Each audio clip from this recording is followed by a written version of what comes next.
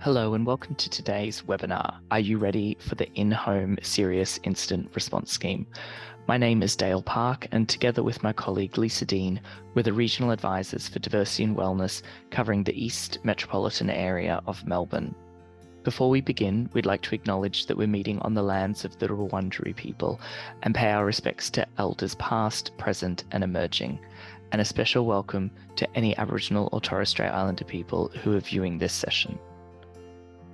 There have been a number of webinars led by the Aged Care Quality and Safety Commission recently that describe the new Serious Incident Response Scheme, or SIRS as we'll refer to it throughout today. While this session will certainly contain information on what we know about the new scheme, it is particularly focused on your readiness for SIRS. We hope that the information discussed in this session provides you with the opportunity to reflect on your organisation's approach to incident management and to identify areas for improvement in the lead up to the commencement of SIRS, which will take place on the 1st of December 2022. So with that in mind, what we thought we would do to start off the session is to have you reflect on where you think your organisation is at. So shortly, you'll see some questions come up on the screen, and we'd like you to think about where your organisation sits in regards to its incident management system.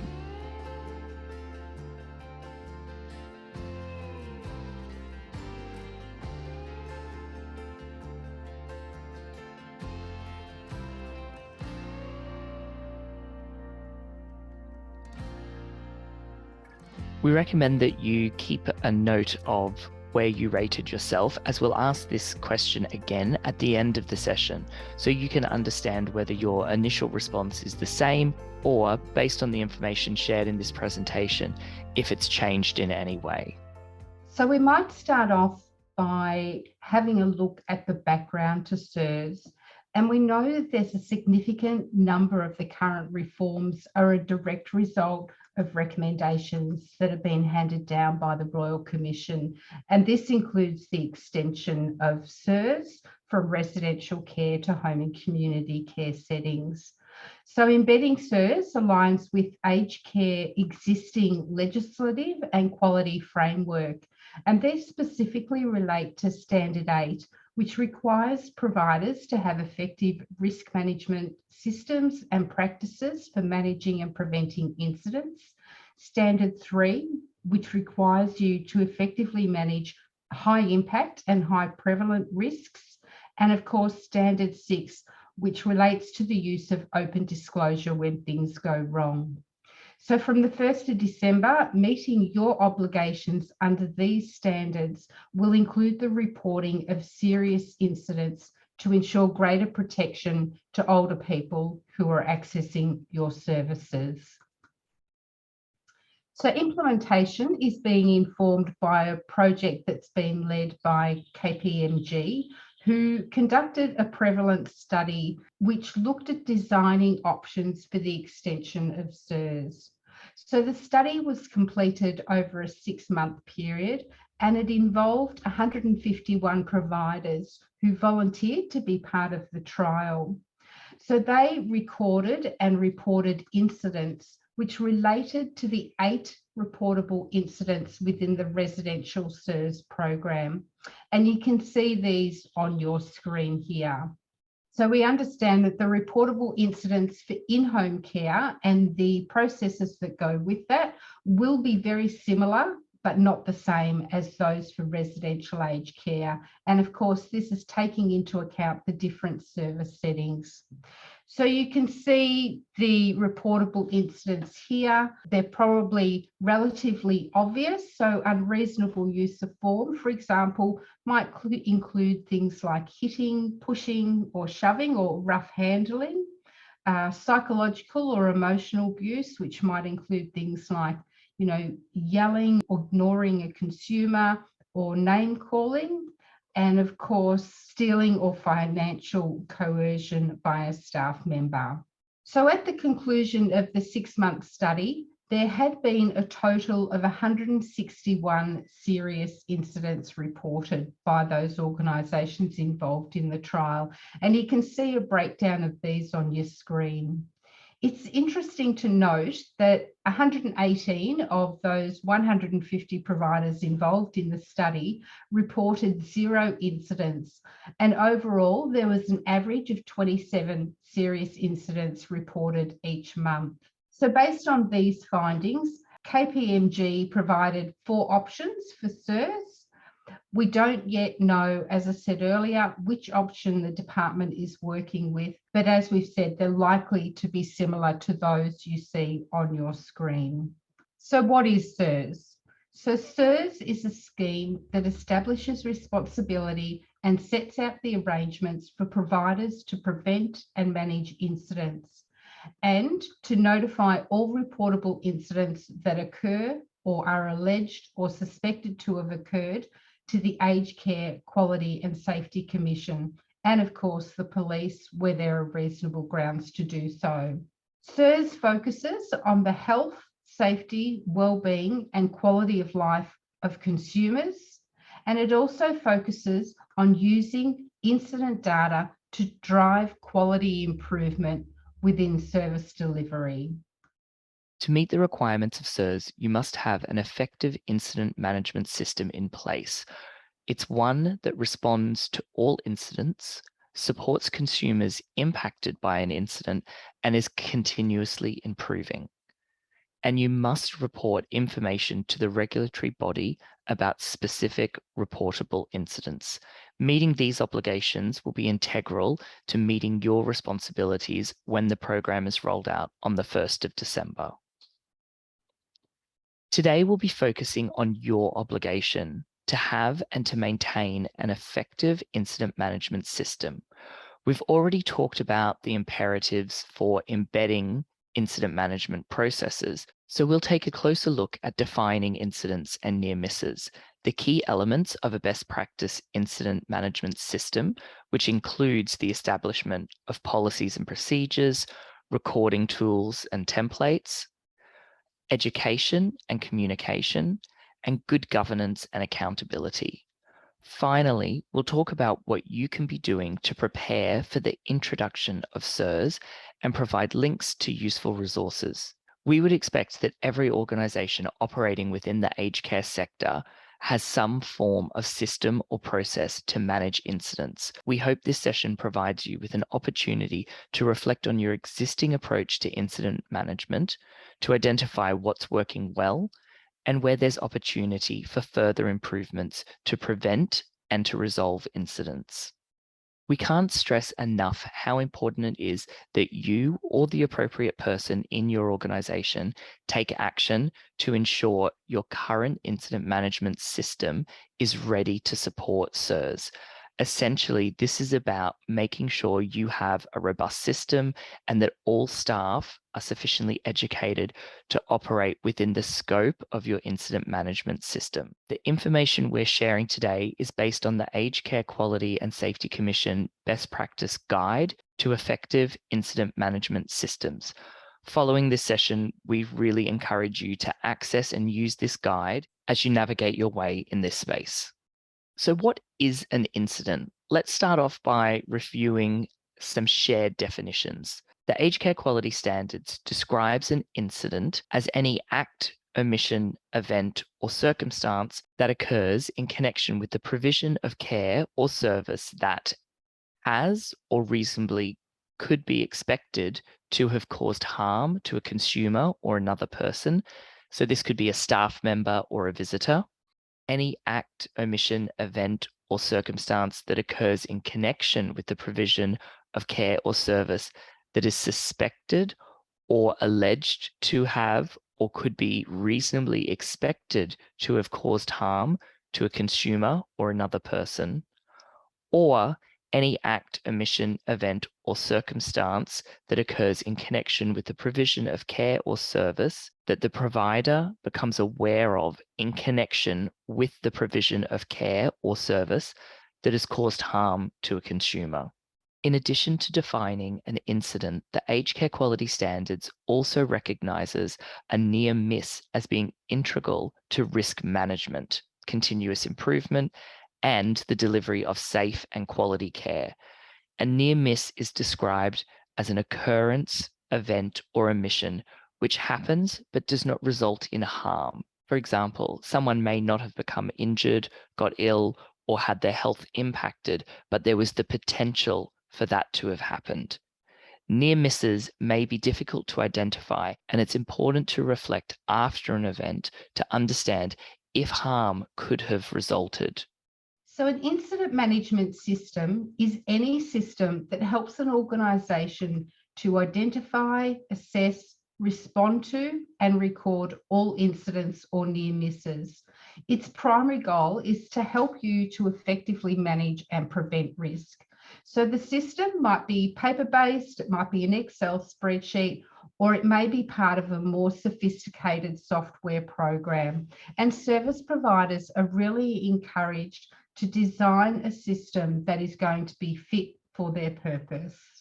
Irrespective of what your system looks like, it should be robust and it should include incidents that are known to have occurred and those that are alleged or are suspected to have occurred at your service, during the delivery of care and services, and this is regardless of where those affected are receiving a service. For example, it could be where staff are taking people to appointments, supporting people to do their shopping, providing in-home or centre-based activities, and it includes incidents that occur while staff are undertaking duties as part of their role. So I wanted to just have a look at the principles that underpin a good incident management system, and many of these will be familiar to you. So these include: it should be consumer-centred, which is about being responsive to each person's individual needs and preferences. And we often talk about this as using an inclusive wellness and reablement approach. It should be outcome-focused, so really seeking to maximise the health, safety and well-being of consumers, staff and others who are involved with the service. It should be clear and simple, well documented, readily accessible and consistently applied. It should enable all incidents to be responded to in a timely way and provide regular open disclosure, which involves apologising to and facilitating an open discussion with those affected by an incident. Your incident management system should embed accountability, where everyone involved understands their role and their responsibilities and is held accountable for decisions or actions. And finally, your incident management system should drive continuous improvement by enabling you to identify trends, issues, and areas for improvement. The Aged Care Quality and Safety Commission Best Practice Guide identifies 6 elements of an effective incident management system, or IMS. These are ensuring leadership and a safety culture, responding to the incident, recording and reporting the incident, analysing the incident, implementing actions, and closing the loop. These are the areas across which your IMS should comply, and we're going to take a look at these elements in more detail. So firstly, we have leadership and a safety culture. To meet the requirements of this first element, there are 4 areas you need to have in place: leadership commitment and organizational culture, effective organizational governance, policies and procedures, and education. And we'll explore further what each of these look like in practice. Your leadership must demonstrate visible support for effective incident management at all levels of the organization. So this means your leadership team must build and maintain an organizational culture that is safe, inclusive, and built on quality care, one that drives the thinking and behaviors of staff and sets the tone for the way the incident management is viewed and supported across the organization. When we're thinking about effective organizational governance, all of the elements for this are covered under Standard 8 of the quality standards, and each element is critical for supporting effective incident management and prevention.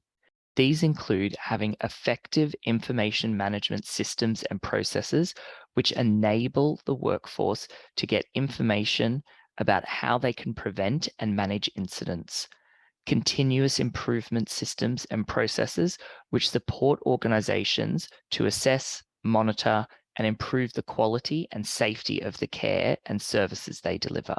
There needs to be finances which may need to be accommodated towards budgeting for change activities and improvements. Workforce is key, and workforce governance needs to be a priority to ensure clear responsibility and accountability within the organization. There's also a need around regulatory compliance, ensuring that systems and processes for the organization meet with all the relevant legislative and regulatory requirements, the professional standards and guidelines that your organization and the services that they deliver are signed up to. And finally, feedback and complaints need to form an important part of your IMS. They can provide information about areas for improvement, indicate where near misses and incidents have occurred. The second part of this element is around comprehensive policies and procedures. And it's vital that your incident management system establish policies and procedures for identifying, managing, and resolving incidents. They should be written and available to all staff and clients.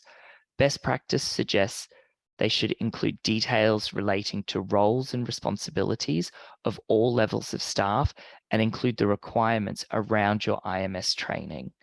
Your policies and procedures should include what incident and near misses are, when, how, and what to record, and who to report to. It should include details about when and how to notify consumer representatives, emergency services, or other governing bodies in the event of an incident. It should document how those affected by incidents will be supported and involved in managing and resolving the incident. Connected to this is the use of open disclosure, and this needs to be explicit within your policies and procedures, as well as how you will provide access to advocates where appropriate, required, or necessary. Your policies and procedures should also include the process for analysing all incidents, the circumstances in which your investigation will be undertaken, and how these are completed. Your policies and procedures should document the circumstances in which remedial action may be required and the different types and nature of remedial actions that could be required. The best practice guide identifies around 40 specific details that you might cover in a policy and procedure document, and we encourage you to use this guide for reviewing your own documentation and your processes. The next part of this element is around the support and education of staff. You can have the best incident management system in the world, but it won't be effective if it's just a system and it's not supported by staff who know what to do and how to respond. So if the staff don't know what's required or expected of them, if they're scared to report incidents for fear of being reprimanded, or if they think incident management doesn't apply to them, then you don't have an effective incident management system. The system is much more than just the tools, the paperwork, and the IT support. It's how it all connects together.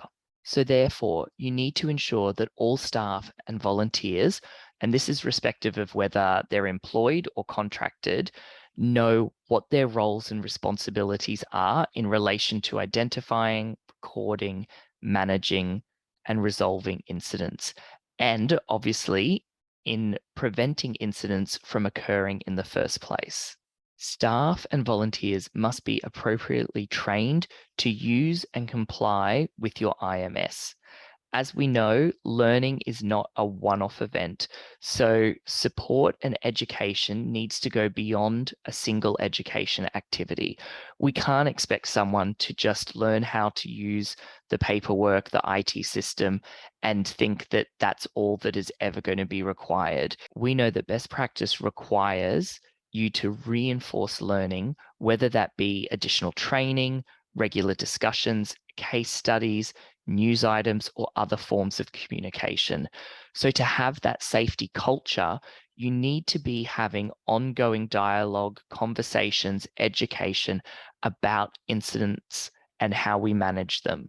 The last part of this element around leadership and creating a safety culture is about encouraging consumers to report incidents. Encouraging clients, their families, and representatives to actively report incidents creates an open and transparent environment in which people feel safe to make a report. Now, we know that some people will be reluctant to make a report, and there can be many reasons for this.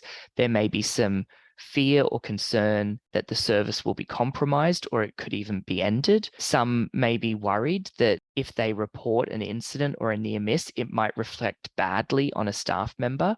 An individual could have issues or concerns about reporting something to an authority figure based on a previous experience or a distrust of authoritarian figures or positions in power. A good IMS will include strategies that communicate with clients about the benefits of incident management and tell them how they can make a report, share information, and that they'll be involved in the solutions and improvements. And I think this is one way, as we were saying, that you can really open up a transparent conversation and dialogue and remove the fear factor of incidents or near misses. So element 2 of the best practice framework is about responding to incidents. And within this, there are 2 primary tasks when responding to incidents or near misses at your service.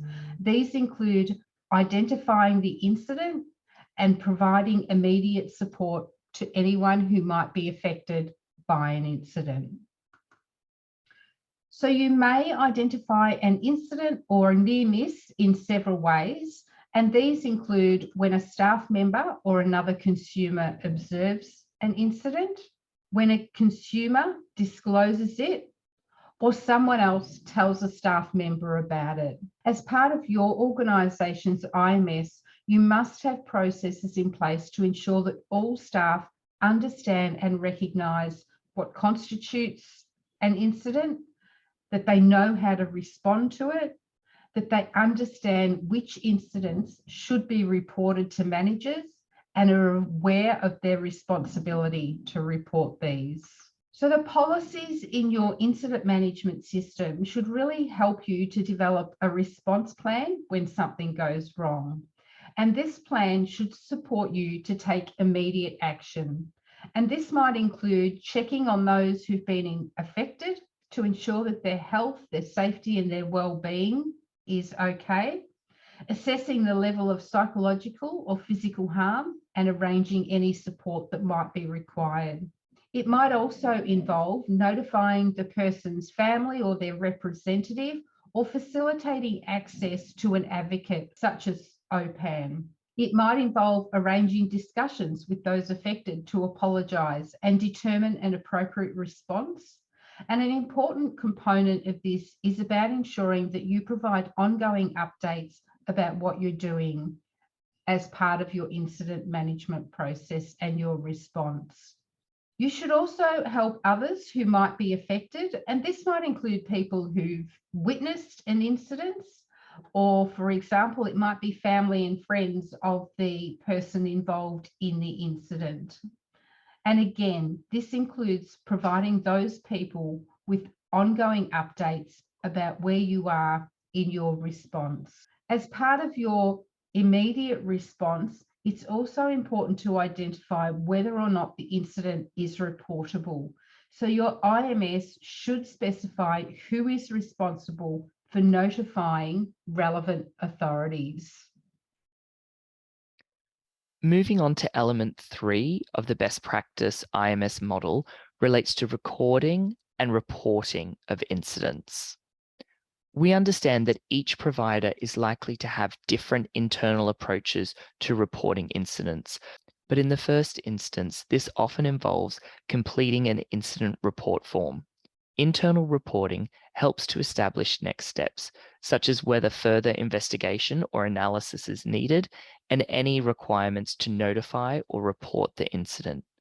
Depending on the situation, This may include speaking with the client and their representatives. It could involve notifying the Commission if the incident is reportable under SIRS, or reporting to other authorities such as the police. Irrespective of the system that you use to record incidents, all providers must be able to comprehensively record details about any incident and near misses in your IMS.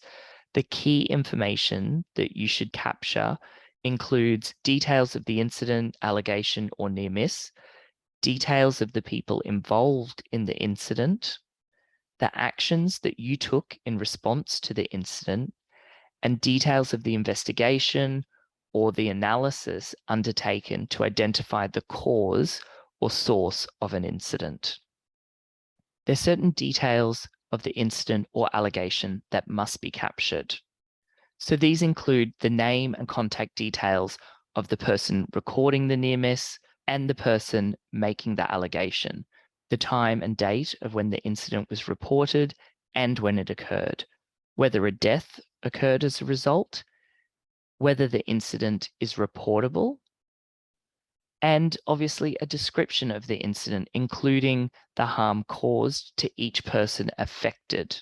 And when it comes to the people involved, there again is particular information that needs to be recorded. And this would be the details of the person directly involved, including name, contact detail, and cognitive status, whether the subject of the allegation is a client, and if not, their relationship to the service, whether the victim or subject of the allegation has been involved in any prior incidents, whether the victim or subject suffered any psychological or physical impact, and if so, to what level, and the names and contact details of the witnesses. And just wanted to take a moment to highlight the third box there around whether the victim or subject of the allegation has been involved in any prior incidents. This is really important because this could indicate a whole range of potential issues. There could be a situation occurring with the client where they need additional help or support. It could be something about the environment in which an event is taking place, or where the client is living or visiting, or it could be something about your own practice or the setup that you're operating within, and many others. So having this information and being able to look for trends will be really, really key. When it comes to detailing the actions undertaken in your response, it's vital that you indicate whether the incident was reported to the police, including how and when, any action taken by the police, whether the victim or the subject of the allegations representative was notified, whether the person's representative has any ongoing concerns, the actions taken to ensure the health, safety, and well-being of those involved. You also need to provide a comprehensive detail of the actions that you've undertaken. There needs to be consultation with those affected in the management and resolution, and it needs to be clear if there are any notifications made to the Commission, police, or other organisations. And finally, when we think about investigation and analysis, what we need here is for details of any investigation or analysis undertaken to identify the cause or source of an incident, and for the outcomes of an investigation or analysis undertaken, including whether the incident could have been prevented. So element 4 of the best practice approach is about analysing the incident. So once an incident is reported, it's really important to understand its underlying cause. So this will help you to identify any immediate and future actions that might be necessary to reduce the harm or the risk of reoccurrence. The nature of the incident is really going to inform the extent and the type of analysis or investigation that you undertake. And things that you might consider include the severity of the incident, the impact on consumer confidence and safety, the probability of reoccurrence, whether the same or a similar incident has occurred in the past, whether the incident involved a similar underlying cause, or perhaps the people involved, have they been involved in other incidents in the past? So the nature of the incident might also influence who is involved in the analysis. In most cases, that analysis is going to be undertaken in-house, but there might be times where you determine that an independent investigation is most appropriate, particularly in situations where the facts are in dispute or where it involves an allegation that a staff member has acted in an inappropriate manner. Element 5 is about implementing actions. When accidents occur, you're responsible for implementing remedial actions. This requires you to consider whether the incident may have been prevented or the severity of the impact limited, whether there is ongoing risk following the incident, or whether there are actions that you can take to minimize the risk of reoccurrence.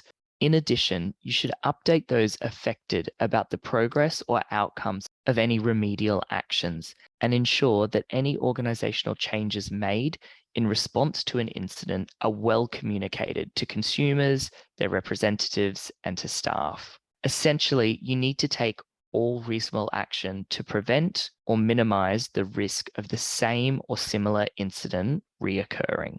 Remedial actions are an important part of this element and may include, but not be limited to, providing or maintaining training or retraining, making changes to your organizational culture or clinical governance frameworks, reviewing and updating your policies and procedures, making changes to the service environment or equipment used, taking action to promote a safe culture of care. And this could include making incident management a key focus when doing induction of new staff, or implementing new systems and processes or strategies. For example, this could be updating care plan documentation to address the cause or impact of the incident, or implementing alternative strategies to manage consumer behaviors. The final element of a good incident management system is closing the loop. It's no use collecting and recording information or data about incidents and near misses if you don't regularly review, analyse, and use the data to improve the safety and quality of the care that you provide.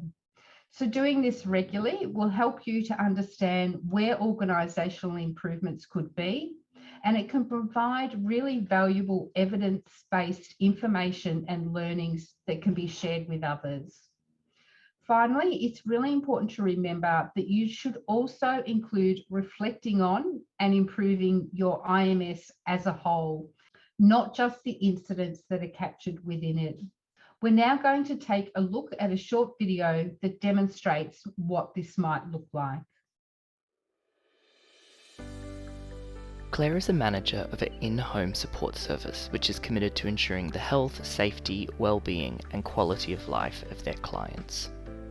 Each quarter, Claire and her team review all of the data gathered through their incident management system and the feedback and complaints register. They compare it to previous data because they are interested to know if similar incidents or near misses are occurring and to act on client concerns. By analysing trends and looking for patterns, the team can identify and address systemic issues. As part of the organisation's continuous improvement process, Claire shares the results with the board, the leadership team, and the staff. Claire also makes sure that learnings are shared with clients who have been involved in a particular incident. Claire knows that sharing what was learned with everyone is key to preventing additional harm and making the service safer. In addition to the quarterly analysis of data, Claire is involved in the annual review and evaluation of their overall incident management process. This review focuses on ensuring all elements of the system are appropriate, timely, reliable, and effective. Claire knows an important aspect of this review is understanding whether improvement actions were completed and their effectiveness in reducing the reoccurrence of harm. These activities help the organisation to close the loop as part of their incident management system. While we're operating in this constantly evolving environment and looking to implement the changes as part of the reform program, it's really important that we understand that all of this work, whether it's about the serious incident response scheme, about navigation trials, about changes to the regulatory framework, or the specialization verification framework, all of this is being built around the concept of a good, inclusive wellness approach.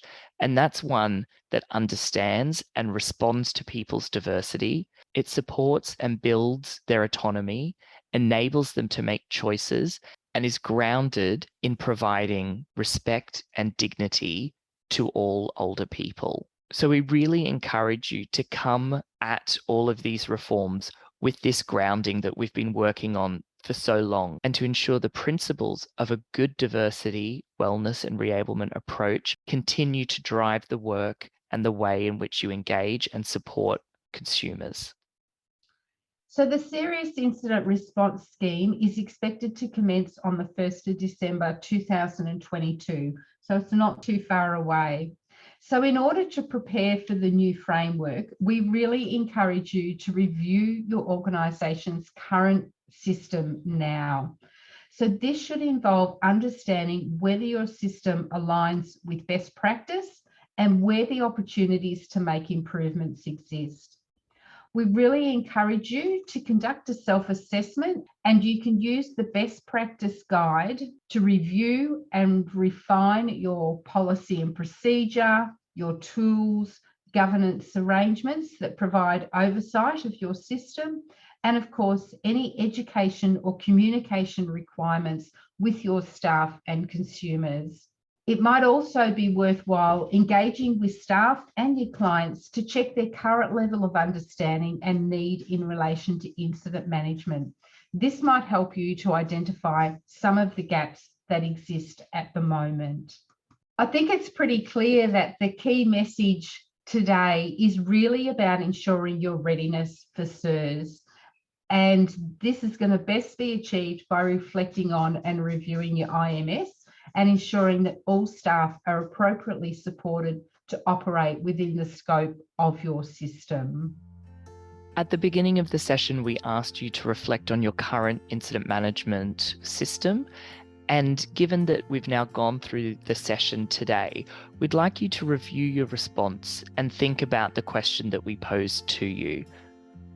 So we'll give you a moment to think about, where would you rate your organisation in regards to your incident management system and what we've gone through and looked at today?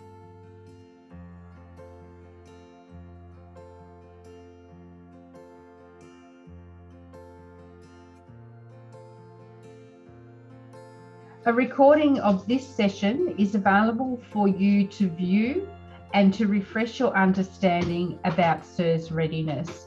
Of course, we encourage you to share the link to the video with colleagues who might also be interested in reflecting on your organisation's approach. As mentioned earlier, the Aged Care Quality and Safety Commission has released a range of resources to help you get ready for SIRS, and you can access these at the address on your screen. We've also included links to all of the resources on our Aged Care Reform webpage on our website. So thank you for joining us for the webinar today. These are our contact details, and please do get in touch if you have any questions or would like to discuss any of this further. Thank you.